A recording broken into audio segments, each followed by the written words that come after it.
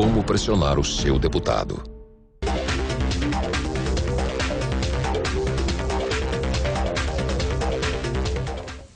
Bom, estamos de volta com o nosso programa Mercado e Ação e agora recebendo esse nosso convidado, Thiago Simon. Thiago, prazer de ter aqui conosco. Toda minha.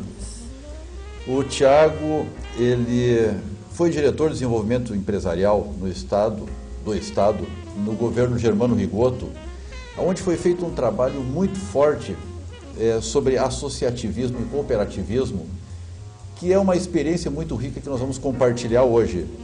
Ele também é um advogado especializado em gestão empresarial pela Fundação Getúlio Vargas.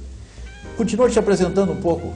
Fala um pouco de ti, dessa tua carreira que é bela, para uma pessoa nova na tua idade. Formação em Direito, também em Gestão pela FGV.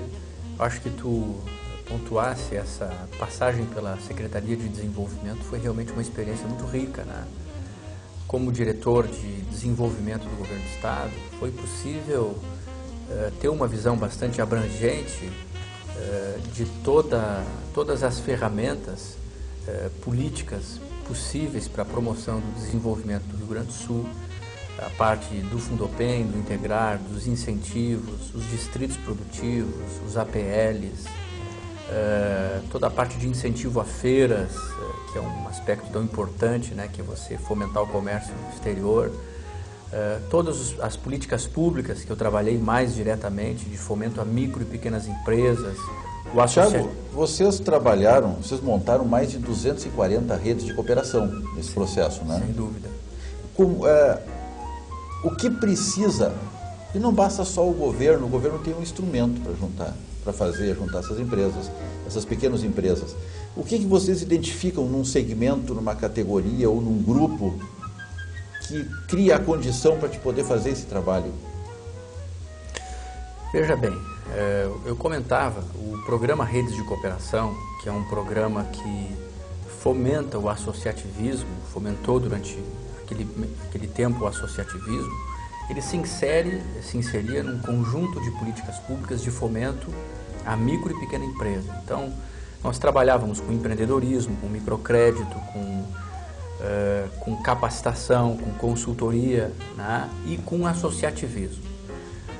Um bojo de políticas que procurava dar sustentabilidade e elevar o patamar de qualificação das pequenas empresas. Uma das ferramentas, que é o programa Redes de Cooperação, que trabalhava o associativismo, sem dúvida, ela alcançou resultados muito significativos. Resultados que ainda estão aí. Sem dúvida. Alguns exemplos que dá para citar. A H-Pharma foi criada nessa época. Exatamente. A Redmac, Hospicerra. Eu fiquei curioso, são hospitais que se juntaram numa rede de cooperação? Exatamente.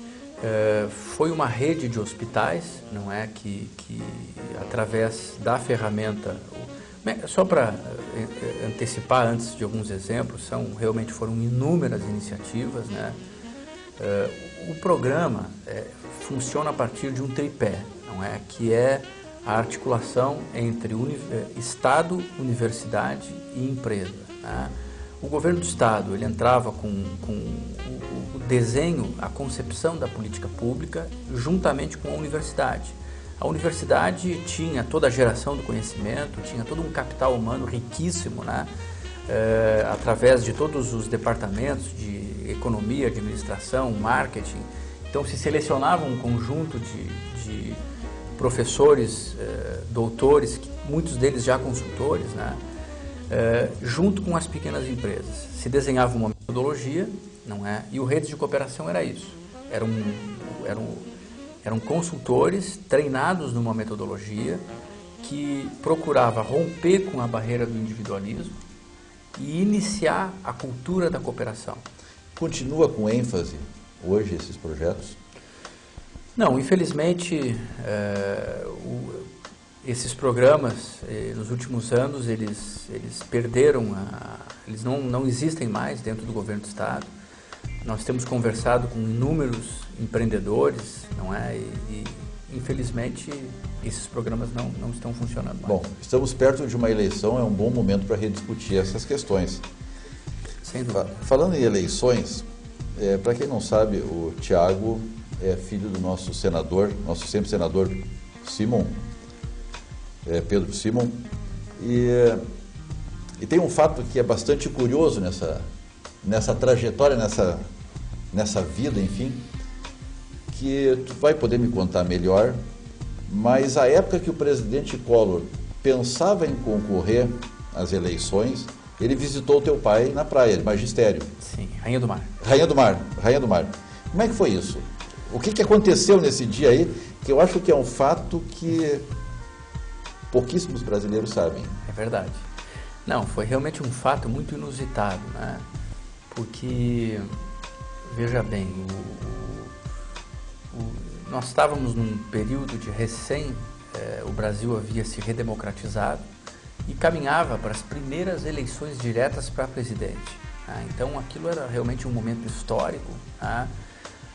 Aquele movimento todo das diretas já não tinha alcançado êxito, a emenda tinha caído e nós estávamos então após o governo de transição do Tancredo, que infelizmente quem governou foi o Sarney, em 89 se encaminhando para a primeira eleição direta. E o PMDB tinha 25 ou 26 governadores e um deles era o Collor.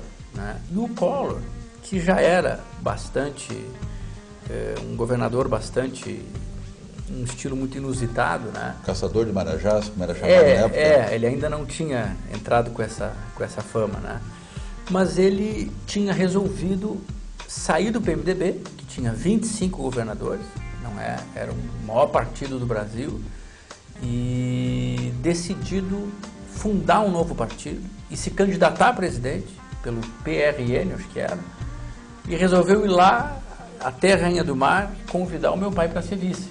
Né? Eu até me lembro que eu estava chegando à praia, estava surfando na época, chegando com a minha prancha ali, e quando eu olho, está aquele cidadão ali bastante diferente, né?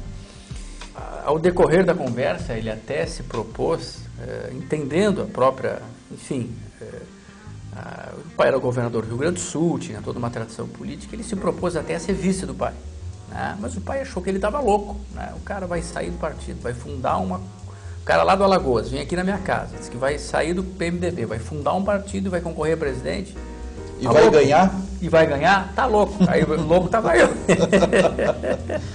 Bom, então, esse fato aqui, eu acho que ninguém é exagero, mas pouquíssimas pessoas sabem desse fato. Tiago, tu estás se candidatando a trilhar também um caminho político, né?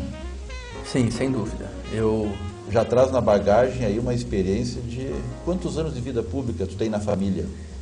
Olha, o meu pai, ele tem quase 58 anos de vida pública, né?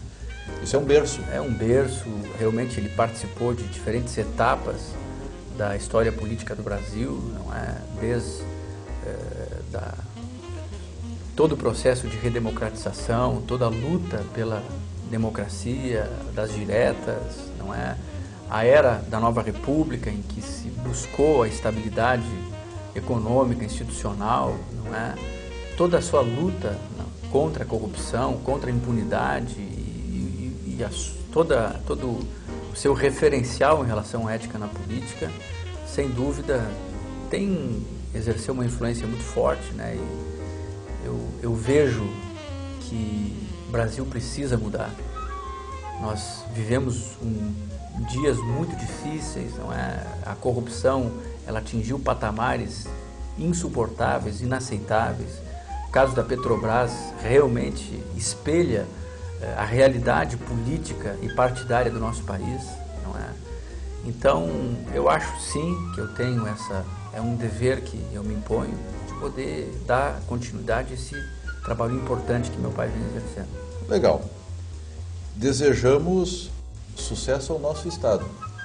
Sem particularizar, mas o nosso Estado precisa de cabeças boas, pessoas com capacidade para ação, e estamos torcendo que o Estado ganhe significativamente nessas eleições.